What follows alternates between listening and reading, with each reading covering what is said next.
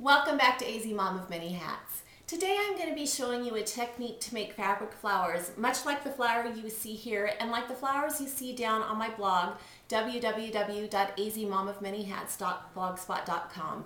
There's also some ideas and some step-by-step instructions on the blog, so you may want to visit this if you're watching on YouTube. Now, the first thing that you're going to need to do is you're going to need to gather your supplies. What you'll need is various fabrics cut in inch to inch and a half rough cut circles. Don't worry about them being perfect. Things in nature are not perfect. These are flower petals. They don't need to be perfect circles. You'll also need some beads for between the petals as well as the center of the flower.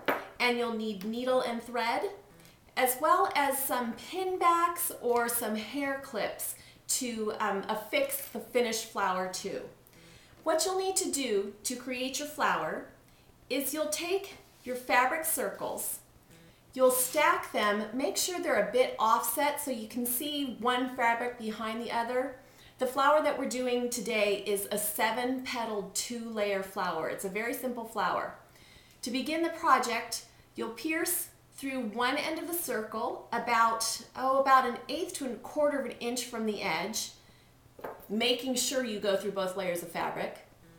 You'll put a bead on your needle, and then you'll pierce through the other side of the fabric, again, making sure that you get both pieces of fabric. You're going to string that onto your thread until you have completed the process with all 7 petals. Now, I've already completed 7 petals here, and I want to move on to the next step to show you how we begin to complete our flower. Once you have all 7 petals on, you want to line them up so they're equally folded, and then tighten them up on the thread. Take the needle and thread again through the very first flower, or the very first petal that you pierced, at about the spot that you put your thread through first.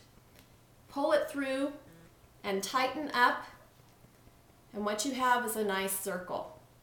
The next step you're going to do is you're going to thread down between the first 2 petals so your thread comes out the back of the flower. From that point, you'll want to thread through each flower or through each petal around the back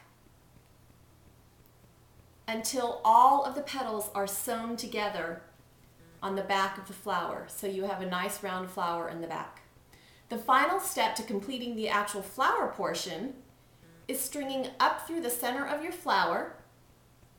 You'll see here we have our 7 petals with the pretty blue beads underneath. Then, once your needle is poked up through the center of the flower, you're going to string another bead on it to be the center portion of your flower. Let's get our bead strung there. Poke back down through your flower, not catching your petals as you go, and tightening up your bead so you have a pretty center to your flower.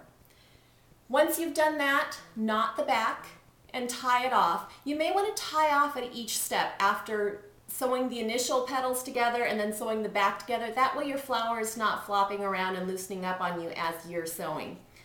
Knot in the back so your flower is nice and secure. Then simply affix it to the back of a pin back or a barrette with hot glue, and there you have it, a beautiful little flower that you can use either as a pin to secure a scarf or as a hairpin or even just beautiful package toppers. Once you understand how to do this technique, you can actually do some variations of it. There's a photo down on my blog, but this flower here is actually a 4-petaled flower without the beads that I was able to gather up a little bit more, so it's a little bit more roughly. And it also has a button in the center instead of a bead. This is a project that you can use your creativity with. I just use scraps of different colored fabrics. The colors don't really matter. This is your creation. Make it beautiful, make it the way that you want to see it. Anything you do is going to be beautiful because this is a gift that's going to be made from your own creativity and from your heart. Thanks for stopping by AZ Mom of Many Hats. I'd love to see you back again. Have a wonderful day and happy holidays.